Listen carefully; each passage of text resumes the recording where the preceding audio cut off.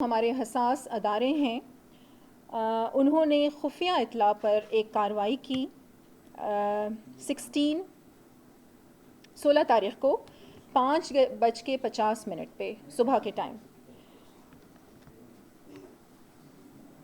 اور کارروائی کے دوران آرزو بازار اوشاب ضلع تربت سے ایک مکان سے ایک خاتون کو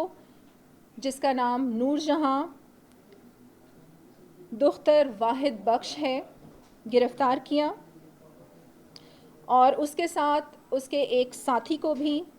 گرفتار کیا جس کا تعلق کالعدم تنظیم BLA کی ذیلی شاخ مجید بریگیڈ سے ہے، اور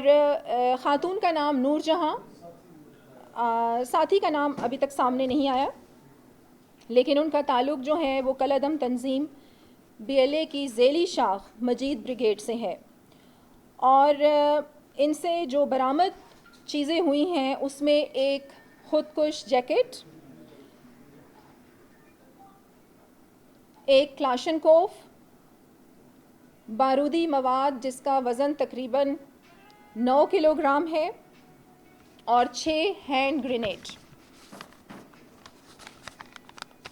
اس کے بعد ان کے خلاف مقدمہ درج کیا گیا، باقاعدہ FIR ہوئی، اور جتنے بھی قانونی تقاضے تھے انہیں مد نظر رکھتے ہوئے، ان کا خیال رکھتے ہوئے تمام کارروائی ہوئی۔ ایکسپلوسو ایکٹ 13B کے تحت تھانہ CTD مکران میں FIR درج ہوئی۔ مزید جب تفتیش کا سلسلہ شروع ہوا تو اس خاتون نے بہت سے انکشافات کیے، اور جیسے کہ آپ دیکھ رہے ہیں کہ یہ ایک ٹرینڈ جو ہے سیٹ ہوتا جا رہا ہے۔ بلوچستان کی خاص قسم کی روایات ہیں، میں خود بھی ایک بلوچ ہوں، بلوچستان سے تعلق ہے۔ بلوچ اس قسم کی کارروائی اور پھر خواتین کو استعمال کرنا، ہم نے کبھی بھی ایسی کارروائیاں اور اس قسم کے جو دہشت گردی کے واقعات تھے کبھی نہیں دیکھے، نہ سنے، اور نہ ہم سوچ سکتے ہیں کہ بلوچستان میں یا بلوچ ایک غیرت مند قوم ہے وہ اس قسم کی جو کارروائیاں ہیں اس میں خواتین کو ملوث کر سکتی ہیں۔ مزید جب کارروائی کی گئی اور تفتیش ہوئی تو بہت سے انکشافات اس خاتون کے ذریعے سامنے آئے، اور مزید جو تفتیش ہے وہ جاری ہے۔ جیسے کہ میں نے آپ لوگوں کو بتایا کہ قانونی تقاضے تمام پورے کیے گئے، اور اس خاتون کے جو FIR تھی وہ درج ہوئی، اس کے بعد انہیں کورٹ میں پیش کیا گیا۔ کورٹ نے پھر 7 روزہ جو ریمانڈ تھا اس پہ یہ جو خاتون ہے یہ اب اریسٹ ہیں، اور جب آپریشن کیا گیا CTD اور جو ہمارے حساس ادارے ہیں اس میں بھی میں آپ کو بتاتی چلوں، کیونکہ خواتین کا معاملہ ہے تو جو پولیس فیمیل کانسٹیبلز ہیں وہ بھی اس آپریشن میں شامل تھیں، اور ابھی بھی